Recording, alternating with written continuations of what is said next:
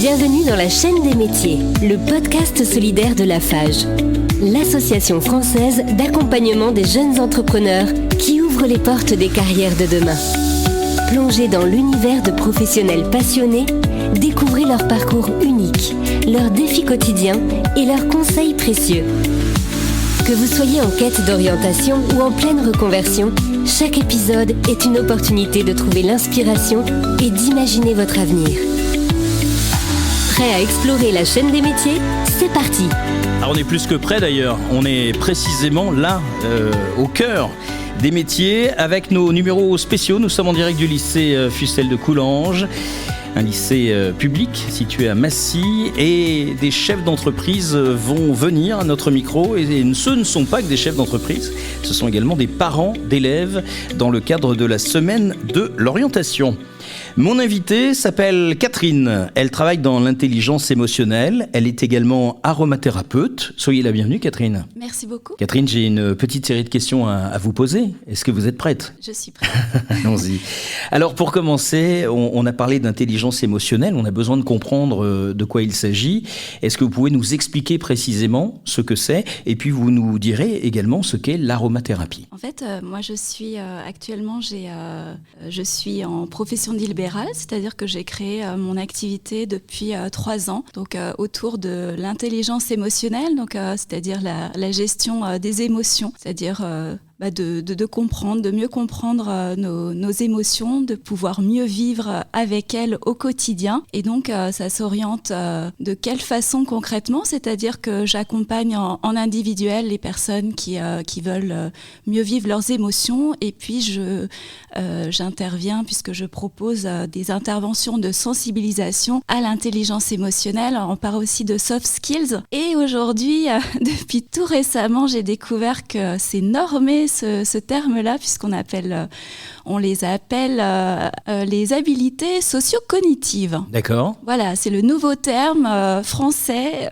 que l'on peut utiliser pour parler des fameuses soft skills, nos compétences relationnelles, nos compétences comportementales, qui sont différentes de nos compétences métiers. Et vous avez lié ça à l'aromathérapie ? Oui, parce que en fait, c'est suite à une reconversion professionnelle, puisque j'ai exercé pendant 20 ans un tout autre métier. Et quand j'ai souhaité m'orienter différemment, je me suis formée aux plantes médicinales, à la botanique et à l'aromathérapie. D'accord. Parce que j'en ai fait une spécificité avec un lien entre l'aromathérapie, c'est-à-dire l'utilisation des huiles essentielles pour son bien-être physique et émotionnel, et cette partie plus intervention auprès des particuliers et puis des interventions en entreprise. Alors justement, c'est une question qui m'amène à essayer de découvrir avec vous quel a été ce parcours professionnel, puisque vous me dites que c'est finalement nouveau, c'est une reconversion pour vous, et également vos motivations pour vous orienter dans ce domaine. Bonne question. Alors et là, vous me remerciez de vous l'avoir posé, normalement. C'est ce que disent les gens. Merci. Je vous en prie. Allez-y. En fait, je vais faire un retour en arrière. Moi, une de mes premières formations, je suis juriste. Donc, j'ai fait des études de droit pendant 5 ans. Et puis, j'ai commencé à travailler dans le secteur assurance et transport. Mmh. Et donc, j'ai fait toute une carrière en entreprise dans différents secteurs, puisque j'ai travaillé en compagnie d'assurance, en courtage, et puis ensuite en entreprise dans le secteur du transport et de l'entreposage. Et donc, j'étais juriste assurance, donc je gérais tout ce qui était négociation commerciale, des négociations de contrats, et puis donc à la fois un secteur dans une activité juridique, mais aussi dans une direction assurance. Et puis j'ai eu l'occasion aussi de faire de l'optimisation de programmes assurance en entreprise. Donc une activité finalement extrêmement variée dans mon quotidien. Au bout de 20 ans d'activité salariée, j'avais une envie de nouveaux challenges. Et donc, par pure passion, je me suis formée aux plantes médicinales parce que j'ai toujours apprécié et je voulais en découvrir. Donc le bien-être. Tout à fait, le bien-être. Et puis, j'ai toujours été une sensibilité par rapport à la nature et puis par rapport à son bien-être. Une autre dimension que les médicaments pour se faire du bien, en tout cas quelque chose qui soit entre guillemets naturel, et ça l'est. Après, il y a différentes façons de le faire. C'est vrai que j'ai beaucoup apprécié et puis à un moment donné, j'étais un petit peu à la croisée des chemins. Soit je poursuivais dans mon activité, soit je changeais complètement de voie. Et là, vous avez fait le pas de côté alors. Et là, c'était à 180 degrés puisque j'ai fait une reconversion dans un tout autre secteur. Alors, votre journée type, quand vous levez le matin et que vous couchez le soir, qu'est-ce qui s'est passé entre les deux dans cette activité qui est la vôtre ? Ma journée type, alors c'est une bonne question parce que j'ai pas vraiment de journée type. Étant à mon compte, mes journées ne se ressemblent absolument pas. C'est ce que vous cherchiez peut-être finalement ? Ah oui, j'ai toujours apprécié de passer d'une chose à l'autre et puis entre l'accompagnement de mes clients, lorsque j'ai des interventions qui sont prévues, il faut les préparer, donc préparer des accompagnements avec les clients, préparer des interventions lorsque c'est le cas. Aussi, étant indépendante, il faut bien prospecter et puis avoir toutes ces démarches pour au quotidien pour avoir de nouvelles missions, et ça se fait pas tout seul. Oui, c'est compliqué. Donc, mais vous regrettez pas votre ancien métier ? Ah, je ne regrette absolument pas. Aujourd'hui, d'être indépendante, c'est quelque chose que vous recherchiez, vous êtes libre, mais ça demande quand même beaucoup de travail. On peut le dire comme ça, oui. Et puis, c'est une certaine liberté, mais avec une certaine cohérence aussi par rapport à ce qu'on veut faire. Et puis, libre, on est tout à fait libre aussi de prendre de nouvelles missions, de continuer à s'orienter différemment. C'est ce que je fais, et c'est vrai que d'une année à l'autre, il y a des points communs, mais il y a aussi des adaptations en fonction du marché et puis des sollicitations qui me sont proposées. Alors, quelles sont les compétences et les qualités nécessaires dans ce que vous avez choisi aujourd'hui, l'intelligence émotionnelle et l'aromathérapie ? Est-ce que vous avez développé des qualités que vous aviez et qui n'étaient pas obligatoirement nécessaires dans votre ancien boulot et que vous avez eu l'occasion de plus développer dans ce que vous faites aujourd'hui ? Alors je dirais que c'est une complémentarité parce que je le vois, je dirais qu'il y a déjà une organisation, parce que quand on est à son compte, il faut, c'est nous qui sommes à la barre, et donc à nous de porter une vision et puis d'être en action. Donc il y a cet aspect d'adaptation aussi. Une des principales qualités, c'est de prendre des décisions de façon assez rapide et multiple. Et là, vous avez fait le choix donc de changer de filiale, de métier. Quelles sont les évolutions et les opportunités de ce métier aujourd'hui ? Est-ce que vous avez une projection sur l'évolution éventuelle de particulièrement l'aromathérapie ou l'intelligence émotionnelle, effectivement ?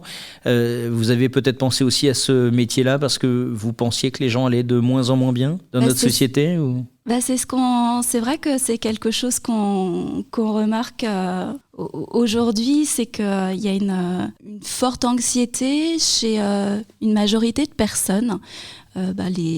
Quand on allume la radio ou la télé, les nouvelles ne sont pas très très gaies. Il est nécessaire de pouvoir relativiser et puis prendre du recul par rapport à toutes les informations qui nous arrivent, et de façon, je dirais, involontaire. Il y a une grande instabilité à plusieurs niveaux, que ça soit de façon personnelle ou professionnelle. Je crois qu'il y a aussi un avant et après période Covid. Je pense qu'on est tous d'accord sur ce fait. Il faut chercher, faut être vraiment volontaire pour chercher de l'optimisme et puis de prendre du recul, je crois. Et là, Catherine, vous avez des étudiants. Nous sommes au cœur de la semaine de l'orientation. Et quel type de conseils vous donneriez en fait, parce qu'on a un jeune public, est-ce que vous inviteriez ces jeunes étudiants à faire ce que vous faites aujourd'hui en matière de métier? Parce qu'il y a deux choses, hein. Il y a le fait que vous ayez entrepris, donc vous êtes indépendante, vous avez monté une entreprise, mais aussi dans votre domaine d'activité, des jeunes qui aujourd'hui sont au lycée, vous leur donneriez le conseil de monter le même type de boîte? J'ai 2 enfants, et dont un lycéen, et c'est vrai que s'ils ont l'envie, et puis il faut aussi pouvoir se projeter sur au-delà de l'idée, et puis de trouver ces thématiques intéressantes. Il faut aussi, je crois que le plus important, c'est d'avoir une visibilité sur ce qu'on a envie de faire de cette façon-là, et de quelle façon. Parce que, et c'est pour moi le plus important. C'est vrai que quand je parle d'émotions et d'aromathérapie, donc je travaille avec notamment les odeurs, dont on parle très peu, en tout cas c'est bien spécifique. Il faut qu'il y ait un projet je dirais concret derrière, parce que pour pouvoir pérenniser, surtout en étant à son compte, il y a des paramètres à prendre en compte. Donc c'est rarement tout seul, donc c'est tout un environnement, et avec de quelle façon on a envie de cheminer. Alors Catherine, comme nous sommes au cœur du lycée Fustel de Coulanges, on va proposer à un élève ou une élève de poser une question. En voici une. Rappelle-nous alors ton prénom et la question à notre invité. Alors je m'appelle Sacha, et vous avez parlé que vous avez fait une reconversion professionnelle. Est-ce que ça vous a demandé de refaire des études, ou est-ce que c'était plus simple, entre autres? Alors oui, j'ai refait des études, je me suis formée aux plantes médicinales, donc pendant 3 ans, et ensuite ma spécificité sur l'aromathérapie et les émotions, donc ça m'a pris un peu plus de 4 ans. Tout combiné. Par rapport à votre ancien job, vous avez repris les études et continué à travailler avant de franchir le pas, ou vous avez tout arrêté, vous avez fait la formation et ensuite vous avez repris votre nouveau boulot? Comment vous avez fait? Il y a eu un enchevêtrement, c'est-à-dire qu'au bout de mes dernières années, 20 ans après mes dernières études, j'ai repris, je me suis reformée donc, sur un autre domaine, notamment pendant 3 ans, tout en travaillant à temps plein. Donc c'était une sacrée organisation, c'est-à-dire que c'était sur mon temps libre, et puis sachant que mes enfants étaient petits, mais ça s'est très très bien fait. Il a fallu donc repartir sur une formation. Et c'est la base. Finalement. Merci en tout cas Catherine d'avoir été notre invitée. Merci d'avoir posé une question, évidemment, ça enrichit le podcast, et vous pouvez nous retrouver sur l'ensemble des réseaux sociaux et sur toutes les bonnes plateformes, vous le savez, de podcast. À très bientôt. Merci d'avoir écouté La Chaîne des métiers, le podcast de Lafarge qui dévoile les richesses du monde professionnel. Vous avez aimé cet épisode ? Partagez-le autour de vous et contribuez à cette grande chaîne solidaire pour l'orientation des jeunes. Et si vous connaissez un professionnel inspirant, n'hésitez pas à nous le recommander. Retrouvez-nous sur l'ensemble des plateformes de podcast, réseaux sociaux et sur notre site www.afage.fr pour découvrir d'autres épisodes et accéder à des ressources complémentaires. Ensemble, construisons un avenir où chacun trouve sa place. À très vite pour un nouveau voyage au cœur des métiers passionnants.